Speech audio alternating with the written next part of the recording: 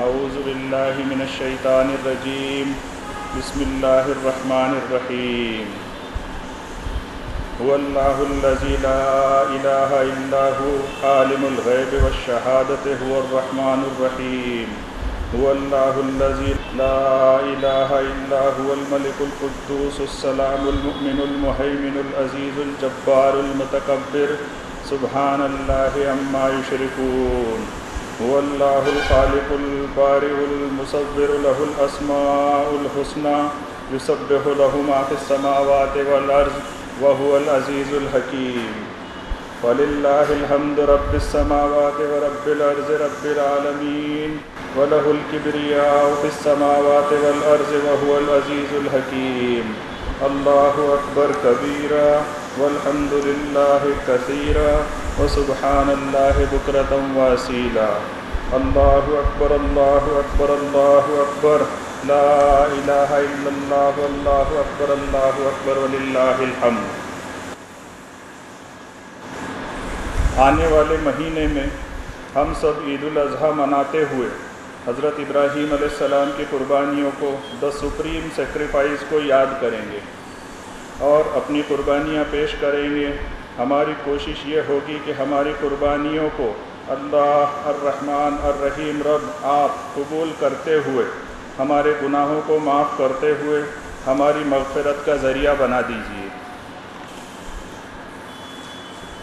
ہم سب مذہب پرست لوگ کئی باتوں میں اکثر چینجز کر لیتے ہیں، جیسے کہ ہم سب نے عید الاضحیٰ کا نام بگاڑ کر بقرعید کرتے ہوئے عید آئی، قربانی کی، کھانا پینا کیا اور انجوائے کیا، ایسے چینجز کر لیے ہیں۔ جو ٹریننگ ہم سب کو قرآن کریم سے ملتی ہے کہ اللہ رب العالمین کی بنائی ہوئی یونیورس میں کچھ بھی بے مقصد نہیں ہوتا، ہر عمل کا رزلٹ مل کر رہے گا، چاہے عمل پازیٹیو ہو یا نیگیٹو، جزا اور سزا ملتی ہی ہے۔ تمام نبیوں اور رسولوں نے اپنی سوچ اور ایکشن کو ہمیشہ پازیٹیو رکھا، خوبصورت انداز میں رکھا اور اچھے الفاظ میں رکھا، اور ہمیشہ گڈ ڈیڈز یعنی خود کے سدھار کے ساتھ ہر انسان کی سوچ اور نوبل ڈیڈز پر محنت کی، اور ہم سب گنہگاروں کے لیے اور بہت سارے گنہگاروں کے لیے گناہوں سے بچنے کی اور ایمان میں داخلے کی دعائیں بھی مانگی۔ تمام نبیوں اور رسولوں کی دعاؤں کو ہم سب بھلا ہی چکے ہیں، ہمیں یاد تک نہیں کہ اللہ رب العزت ہم سے قرآن کریم کے ذریعے کلام کر کے کتنی ہی مرتبہ ریمائنڈ کراتے ہیں، جسے ہم قرآن کریم کی آیتوں میں ایسے پڑھتے ہیں جیسے ہم سب کو کوئی فرق ہی نہیں پڑتا۔ ہم سب نے نبیوں اور رسولوں کی قربانیوں کو اور ان کی تعلیمات سے بھرپور زندگی کے لیسنز کو سائیڈ میں رکھ کر انہیں اور ان کی دعوتی زندگی کے سیکریفائس کو بھی نظر انداز کیا ہے۔ فرماتے ہیں اللہ رب العالمین سورۃ البقرہ آیت نمبر 285 میں لا نفرق بین احد من رسلہ وقالوا سمعنا واطعنا۔ پچھلے مہینے یہ آیت شریفہ رمضان المبارک کی تراویح میں تلاوت میں سننے کے باوجود ہم سب لوگ نافرمان ہی بنے ہوئے ہیں اور نبیوں اور رسولوں کی قربانیوں کو اور ان کی تعلیمات میں فرق کرتے ہی رہتے ہیں۔ ہم لوگ عید کے دنوں قربانیاں اور عبادتیں اللہ رب العالمین کے پاس ڈپازٹ کر کے بے فکر ہوتے ہوئے ذمہ داری کا بوجھ اگلے سال تک کے لیے اتار لیتے ہیں۔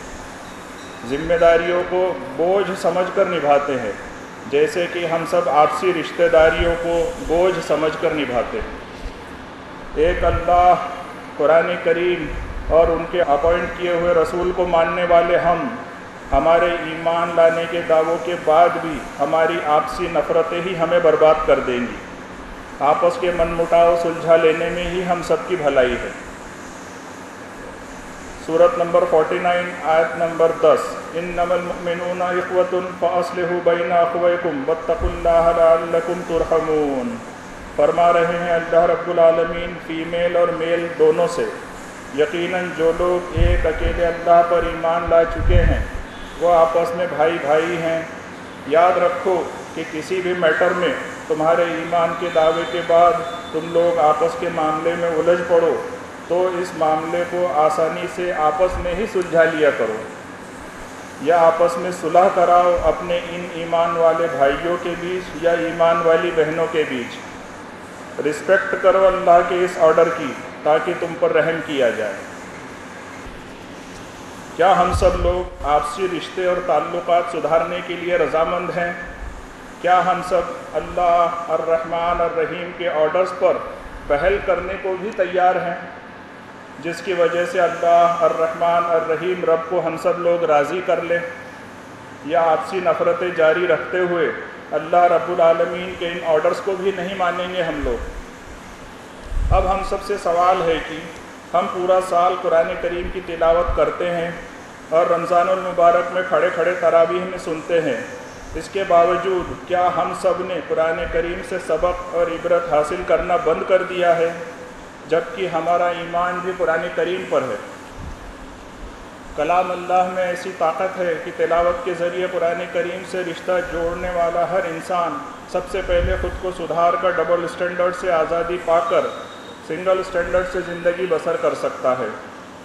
قرآن کریم کی آیتوں پر عمل کرتے ہوئے صاحب قرآن حضرت محمد صاحب صلی اللہ علیہ وسلم کے ساتھ صف اول کے لوگوں کو اور اللہ والوں کو لوگوں کی کتنی باتیں سننی پڑی، بے عزتی سہنی پڑی۔